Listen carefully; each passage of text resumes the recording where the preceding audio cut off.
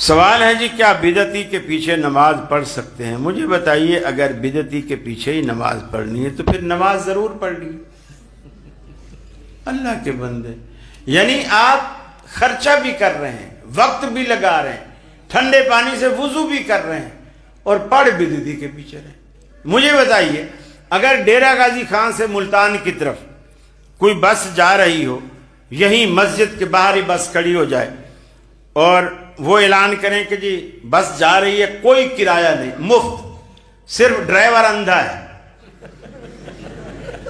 کرایہ نہیں ہے، ڈرائیور اندھا ہے، ایمانداری سے بتائیے آپ میں سے کتنے دل گردے والے ہیں جو پیسہ بچانے کے لیے اس میں بیٹھیں گے؟ کتنے؟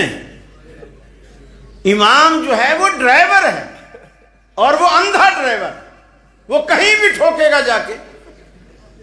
ہاں، آپ کو اگر جنت جلدی چاہیے تو پھر ٹھیک ہے، آپ سوار ہو جائیے۔ میرے بھائی، امام کے لیے ضروری ہے، امام جو ڈرائیور ہے وہ آنکھوں والا ہو، اس کا عقیدہ توحید والا ہو، اور پھر وہ نماز سنت کے مطابق پڑھاتا ہے۔ جب تک نماز سنت کے مطابق نہیں ہے، اللہ رب العالمین اسے قبول نہیں کرتا۔